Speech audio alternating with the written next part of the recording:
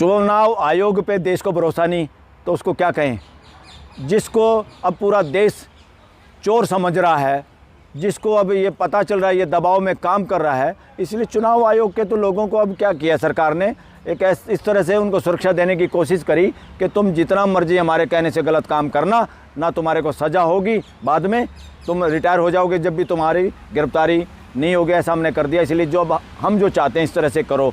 इसलिए क्योंकि अरे एक बात मैं वहाँ पता नहीं बता नहीं पाया वहाँ पर आप लोगों को उस प्रेस कॉन्फ्रेंस में, 2019 के इलेक्शन में 370 सीटों पे 10 से 20 हज़ार तक की वो ज़्यादा मिली, वोटें ज़्यादा मिली। और इसलिए देश में सरकार बनाने के लिए कितनी चाहिए सीट, 273, 272, 73।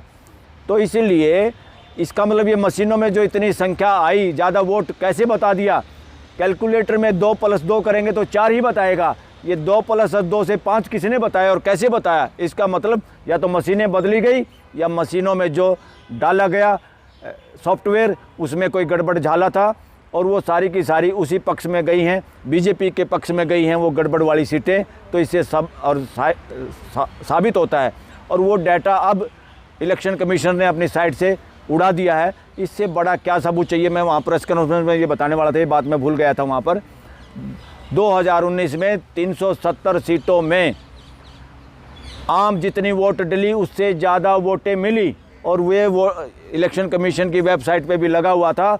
अब जब पता चला कि देश जागरूक हो गया है तो वो डिलीट कर दी। वो डिलीट इलेक्शन कमीशन नहीं कर सकता, किसी ने कहने से डिलीट कराई है इसलिए।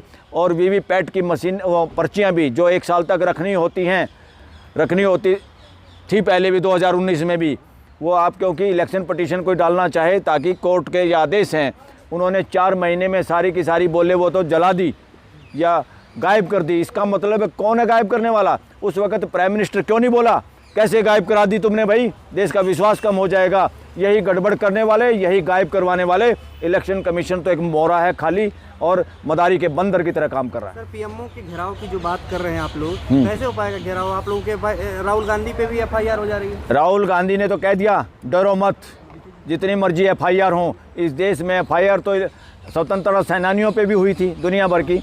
देश को डरने की जरूरत नहीं है। धारा 44 तभी लगाई जाती है जब लॉ एंड ऑर्डर की समस्या हो, देश के लोगों के भले के लिए लगाई जाती है। देश के लोगों को प्रदर्शन करने से, जायज़ बात कहने से रोकने के लिए धारा 44 नहीं लगाई जाती। अगर कोई लगाएगा तो देश इसको तोड़ भगाएगा, धारा 44 को जूते मारेगा देश। इसे तो कानून का उल्लंघन माना जाएगा। ये कानून का उल्लंघन नहीं, कोई आदमी चालाकी से देश बिना इसे बहाना बना के लॉ एंड ऑर्डर की सिचुएशन हो गई। जैसे राहुल गांधी कहीं जाना चाहते थे, किसी मंदिर में या शहर से जाना चाहते थे, वहाँ नड्डा के बाप का वो है क्या, नड्डा के बाप की है गुवाहाटी या किसी और भी दल की, वो गुवाहाटी किसी के बाप की है क्या। वहाँ देश का कोई भी नागरिक जा सकता है और किसी पॉलिटिकल पार्टी का जो यात्रा निकाल रहे वो भी न्याय के नाम पे, और उस पार्टी का एक प्रमुख नेता और उसके सारे लोग, वहाँ के अध्यक्ष सब वहाँ से जाना चाहते थे। कोई लॉ एंड ऑर्डर कोई नहीं बिगड़ा वहाँ पे। वो लॉ एंड ऑर्डर बिगाड़ने की तो कोशिश करने की कोशिश की। बताते हैं बीजेपी के वर्करों ने या उनके कुछ लोगों ने उन पे हमला करने की कोशिश की। इसकी लॉ एंड ऑर्डर का बहाना बना के धारा 44 जो लगाई जाएगी, उस धारा 44 को ये देश तोड़ेगा और किसी का भी कुछ भी नहीं बिगड़ना। देश की जनता को ये बताना चाहते हैं। सर सवाल कि आप लोग भड़का रहे हैं यहाँ पर प्रेस कॉन्फ्रेंस, ये भड़का रहे हैं कि पीएमओ का घेराव करें, ये भड़का रहे हैं। अगर ये भड़काने की बात है तो इस देश में प्राइम मिनिस्टर और गृह मंत्री का लाई डिटेक्टर टेस्ट किया जाए, नार्को टेस्ट किया जाए, ब्रेन मैपिंग टेस्ट किया जाए और पता चल जाएगा कि सारी गड़बड़ों के पीछे कौन है।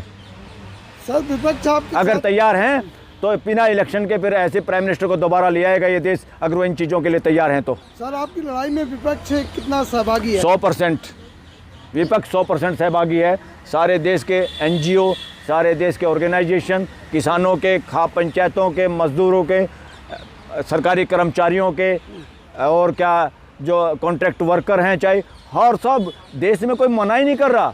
सब इस मुद्दे पे सहमत हैं और ये मुद्दा होगा। और जरूरत पड़ी तो अगर लोगों पे धारा 44 लगा के लोगों को रोकने की कोशिश करी, लोगों को जेलों में डालने की कोशिश करी, पूरा देश की जनता इसमें उन लोगों के साथ आएगी।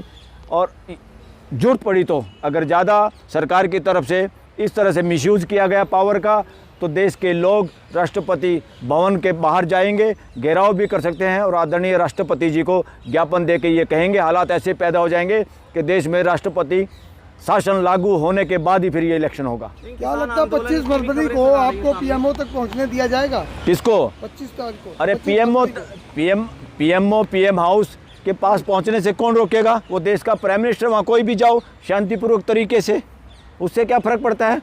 हम प्राइम मिनिस्टर को सिर्फ यही तो कहना चाहते हैं, मिस्टर प्राइम मिनिस्टर, देश की भावनाओं को समझो, ईमानदारी के साथ आओ, ईमानदारी का सामना करो, राम की चादर ओढ़ के इलेक्शन जीतने की कोशिश मत करो, लोगों के दिल जीत के इलेक्शन जीतने की कोशिश करो और लोगों के दिल की बात करो, अपने मन की बात छोड़िए। आंदोलनकारियों को हमेशा रोका जाता है ना सर? हम आंदोलनकारी कहाँ हैं? हम तो सच्चाई के प्रचार और प्रसार करने वाले हैं। हम आंदोलनकारी कहाँ हैं? आंदोलनकारी क्या होता है? आंदोलनकारी नहीं, इस देश के जो नाम रख दिए ना आंदोलनकारी, ये आंदोलन नहीं है। ये तो अपनी भागीदारी, अपनी सही बात को रखने के लिए, जब सरकार जो हमने बनाई है, भारत की सरकार है, किसी के बाप की सरकार नहीं, उसमें कोई प्राइम मिनिस्टर, गृह मंत्री, कोई राष्ट्रपति हो सकता है, मगर वो सरकार नहीं है। सरकार देश की जनता है, 140 करोड़ लोग हैं और 140 करोड़ लोगों की बात अगर सरकार कहना बंद कर दे, सरकार नशे में हो, जैसे घर में भी कोई शराबी हो जाता है ना, शराब पी लेता है, वो अपने घर वालों को पहचानना छोड़ देता है, उनकी मानने से इनकार कर देता है, फिर उसके सिर पे ठंडा पानी डाल